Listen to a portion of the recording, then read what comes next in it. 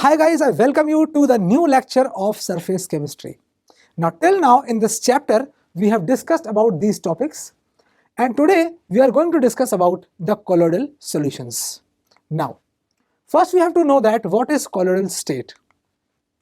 In the case of the colloidal state, the particle size is between 1 to 1000 nanometer, and if the size is bigger than 1000 nanometer, it will become the particle of suspension, and if it is less than 1 nanometer, it will be a particle of solution. Right? Now, there are two things involved in the colloidal solution. One is dispersed phase, another is dispersion medium. Dispersed phase means the thing or the substance we are dispersing into the medium, and in which medium we are dispersing it, that is called dispersion medium. It's like we are having some sand, and that sand we are not dissolving the sand, right? We are not dissolving, we are dispersing the sand. We are having some sand and we are dispersing it in the water.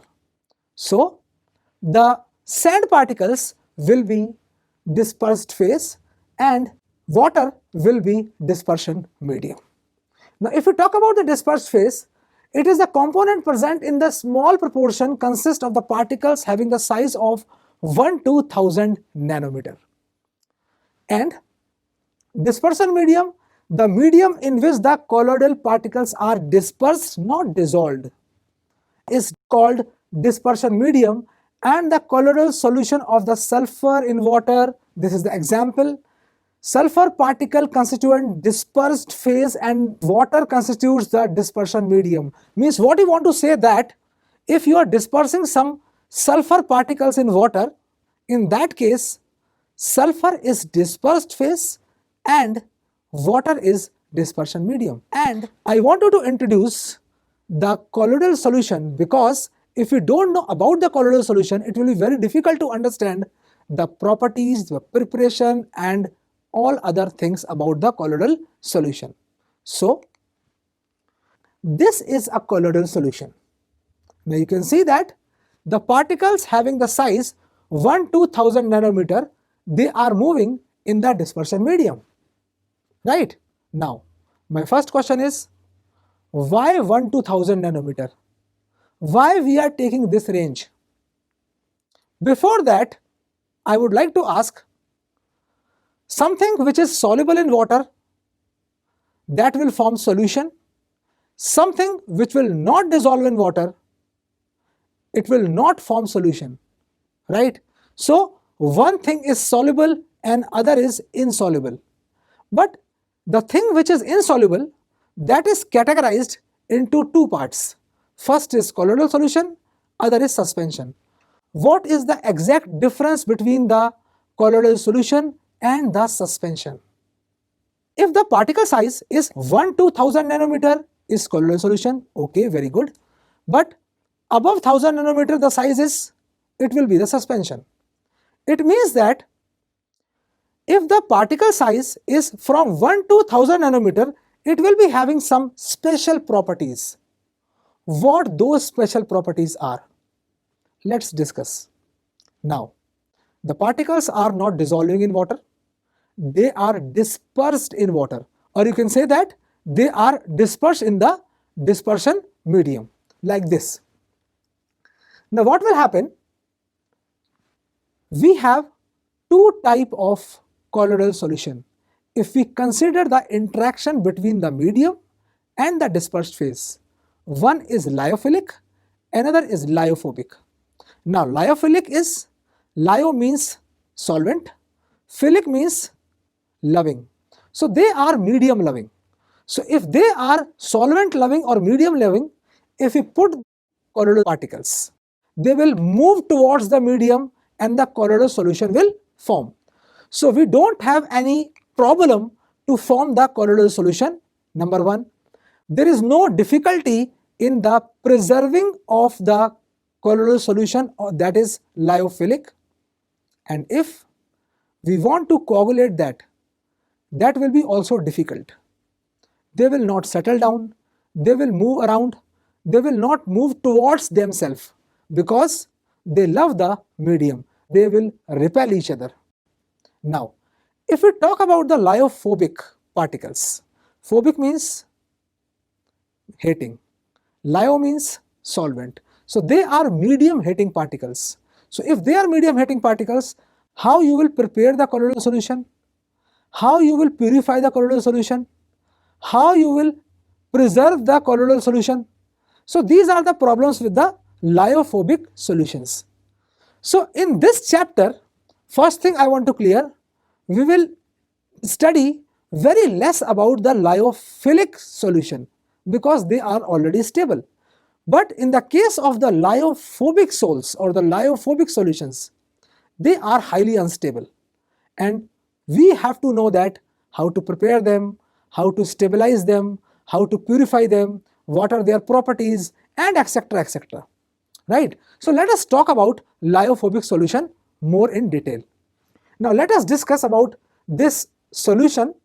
The particles are moving in this solution and the size is 1 to 1000 nanometer.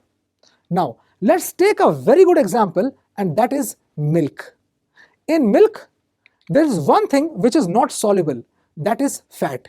So what happens in milk?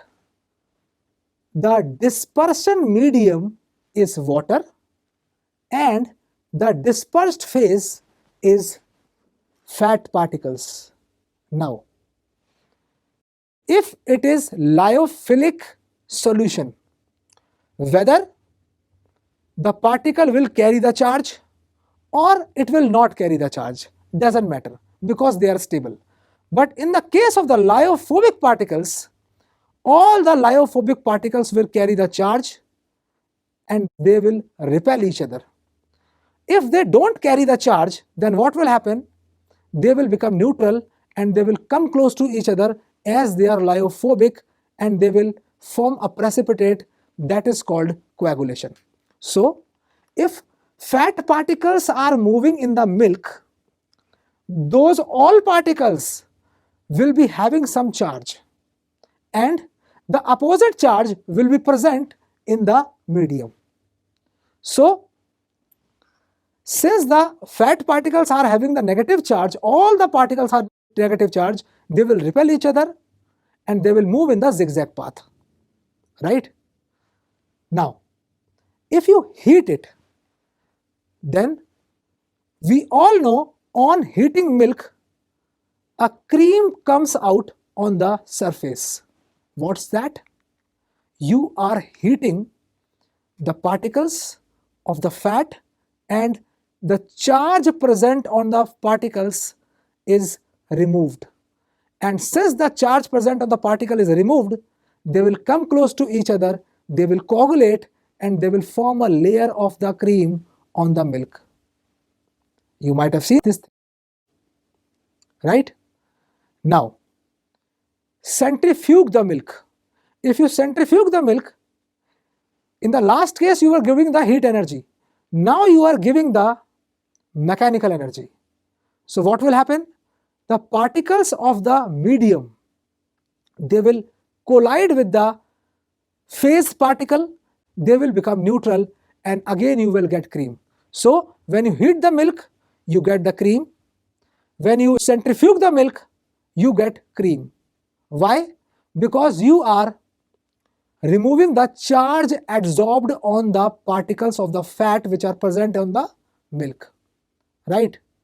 We can take another example also. Put some NaCl in the milk. What will happen? NaCl is an electrolyte. It will give either Na plus and Cl minus. Now, these are the charge particles. They will attract the charge present on the fat globules and they will become neutral. And as they will become neutral, they will again coagulate, and you might have seen this when we put some electrolyte in the milk or when we squeeze a lemon in the milk get coagulated, right? This is the reason. Now, if particle size is in between 450 to 600 nanometer, right? If this is the particle size, then light will come and strike the particle and it will come towards us. And generally, the blue wave comes towards us. That's why sky is blue. So if anybody asks you why sky is blue, your answer will be due to the Tyndall effect. So this is the property of the colloidal solution. It shows the Tyndall effect. In the case of suspension, light will scatter, but we will get white light. But in the case of colloidal solution, we will get blue light. Why? Due to the size.